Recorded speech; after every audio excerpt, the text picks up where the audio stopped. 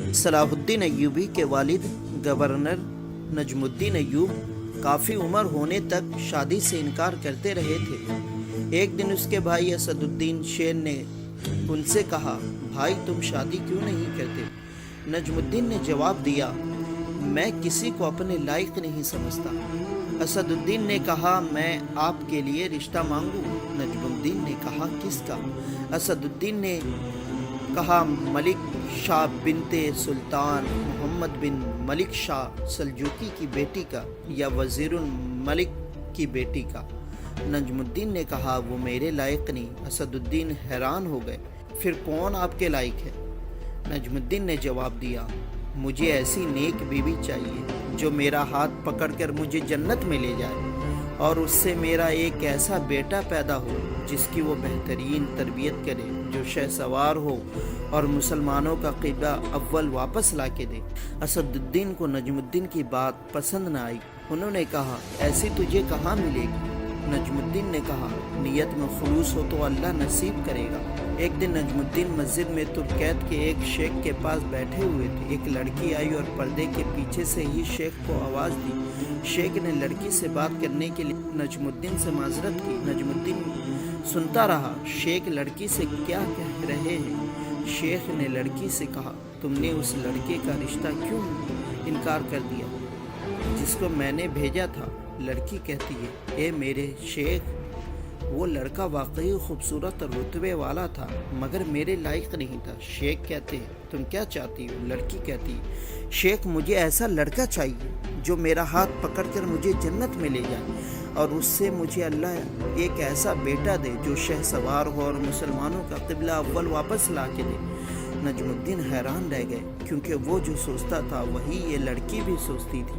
نجم الدین، جس نے حکمرانوں اور وزیروں کی بیٹیوں کے رشتے ٹھکرائے تھے، شیخ سے کہا، اس لڑکی سے میری شادی کروا دیں۔ شیخ کہتے ہیں، یہ محلے کی سب سے فقیر، سب سے غریب گھرانے کی لڑکی ہے۔ نجم الدین کہتے ہیں، میں یہی چاہتا ہوں۔ نجم الدین نے اس فقیر متقی لڑکی سے شادی کر لی، اور اسی سے وہ شہ سوار پیدا ہوا جسے دنیا سلطان صلاح الدین ایوبی کے نام سے جانتی ہے۔ تاریخ اسلام کا ایک روشن و سنہرا دور، جس کے آبروئے سیاست کی ایک شکن نے تاریخ عالم کفر میں زلزلے بپا کر دیے۔ بے شک وہ سلطان صلاح الدین یوسف بن ایوب ایوبی کا دور تھا۔ سلطان صلاح الدین ایوبی 532 ہجری بمطابق 1138 عیسوی کو عراق کے شہر تکریت میں پیدا ہوئے۔ آپ کا تعلق کرد کے ایک شریف خاندان سے تھا۔ بچپن سے ہی جنگی صلاحیتوں سے مالا مال تھے، کیونکہ شجاعت و بہادری آپ کو خاندانی طور پر وراثت میں ملی تھی۔ آپ کے چچا شیر سلطان نور الدین زنگی کے فوجی سپہ سالار تھے۔ سلطان صلاح الدین ایوبی انتہائی فیاض دل، بڑے بردبار اور اعلیٰ اخلاق کے مالک تھے۔ اسلامی تاریخ میں آپ نے ایسے بڑے کارنامے سر انجام دیے کہ جن کی حسرت بڑے بڑے بادشاہوں نے کی ہے۔ بچپن میں صلاح الدین ایوبی سے کوئی ایسی علامت ظاہر نہ ہوئی جن سے یہ ظاہر ہوتا کہ وہ آنے والے دور میں کوئی بڑا آدمی بننے والا ہے، مگر وہ کم سنی سے ہی ایک روشن مثال اور ایک پرامن نیک بنے رہے، جو شریف لوگوں کو تمام اخلاقی برائیوں سے دور رکھتے۔ جوان ہو کر سلطان صلاح الدین ایوبی فوج میں داخل ہو گئے اور جلدی سلطان نور الدین زنگی کے فوجی افسر بن گئے۔ 564 ہجری میں سلطان نور الدین زنگی نے مصر پر حملے کا حکم دیا۔ اس وقت فوج میں بطور افسر سلطان صلاح الدین ایوبی موجود تھے، اور فوج کے سپہ سالار ان کے چچا تھے۔ جب مصر فتح ہوا تو سلطان نور الدین زنگی نے سلطان صلاح الدین ایوبی کو مصر کا حاکم مقرر کر دیا۔ سلطان صلاح الدین ایوبی کی رضامندی نہیں تھی، مگر سلطان نور الدین زنگی کے اصرار پر انہوں نے مصر کی حاکمیت قبول کر لی۔ ابتدا میں سلطان صلاح الدین ایوبی حاکمیت مصر کے خلاف تھے، مگر اقتدار سنبھالنے کے بعد ان کے اندر بدلاؤ آ گیا۔ سلطان نے زندگی کی عیش و عشرت کو ترک کر کے تقوی و پرہیزگاری کی طرف توجہ دی۔ مصر کی عمارات سنبھالنے کے بعد سلطان نے دنیا کو ترک کر کے اپنی زندگی کو مزید سختی سے اسلام کے اصولوں کے عین مطابق گزارنا شروع کر دیا اور اپنے اعمال پر بھی اس حوالے سے سخت پابندیاں عائد کی۔ سلطان صلاح الدین ایوبی نے اپنی تمام کوششیں اس امر میں صرف کی کہ ایک ایسی سلطنت قائم کرے جس میں دشمنان دین کو بے دخل کرنے کی پوری طاقت ہو۔ اس لیے سلطان صلاح الدین ایوبی نے ایک مرتبہ فرمایا، جب اللہ تعالیٰ نے مجھے مصر کی حاکمیت عطا کی تو میں سمجھ گیا کہ فلسطین بھی مجھے دینا اللہ کو منظور ہے۔ سلطان صلاح الدین ایوبی کو اپنی زندگی میں جہاد فی سبیل اللہ سے بے حد رغبت تھی۔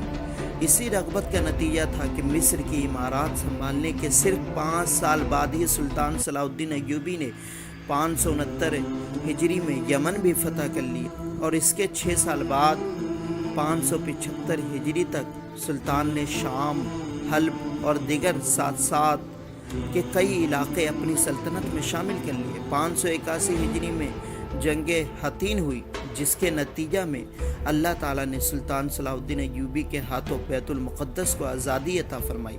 صلیبی سردار ریجینالڈ نے بہت سارے عیسائیوں کو ساتھ ملا کر مدینہ طیبہ پر قبضہ کی غرض سے حجاز مقدس پر حملہ کر دیا۔ یہ ریجینالڈ وہ صلیبی سردار تھا جس کے ساتھ سلطان صلاح الدین ایوبی نے چند سال پہلے ہی امن کا معاہدہ طے کیا تھا کہ ہم ایک دوسرے کی حفاظت کریں گے، مگر کافر اپنے کارناموں سے باز نہ آیا۔ رینالڈ بدبخت نبی کریم صلی اللہ علیہ وسلم کی شان میں گستاخیاں بھی کیا کرتا تھا۔ سلطان صلاح الدین ایوبی کو جب پتہ چلا تو آپ نے اس لشکر جرار کی سرکوبی کے لیے فوراً اقدامات کیے اور ان کا تعاقب کرتے ہوئے مقام حطین پر ان کو پا لیا۔ مسلمانوں اور عیسائیوں کے درمیان یہ بہت بڑا معرکہ ہوا جس میں 12,000 مجاہدین کے مقابلے میں 50,000 سے زائد عیسائی فوجی سامنے آئے۔ کئی دن شدت کی لڑائی جاری رہی۔ آخرکار اللہ تعالیٰ نے مسلمانوں کو فتح عطا فرمائی۔ صلیبیوں کے آدھے فوجی مارے گئے اور باقی گرفتار ہو گئے۔ گرفتار ہونے والوں میں صلیبیوں کے 2 بڑے سردار ریجینالڈ اور بادشاہ گائی بھی شامل تھے۔ سلطان نے ریجینالڈ سے کہا، ہم نے تمہارے قتل کی 2 قسمیں اٹھائی تھی۔ ایک بار جب تم نے ہمارے ساتھ کیے گئے معاہدے کی خلاف ورزی کی اور حاجیوں کا قتل عام کیا، اور دوسرا جب تم نے مدینہ طیبہ پر حملے کا ناپاک منصوبہ بنایا۔ سلطان صلاح الدین ایوبی نے ریجینالڈ کا سر قلم کر کے اللہ تعالیٰ کو شکر ادا کیا۔ اس معرکے کے بعد مسلمانوں نے صلیبیوں کے تمام علاقوں پر قبضہ کر لیا۔ سلطان صلاح الدین ایوبی نے جنگ حطین کے فوراً بعد ہی بیت المقدس کا رخ کیا اور آخرکار وہ دن آ ہی گیا جس کا سلطان کو بے حد بے چینی سے انتظار تھا۔ اسلامی لشکر نے بڑے زور سے حملہ کیا۔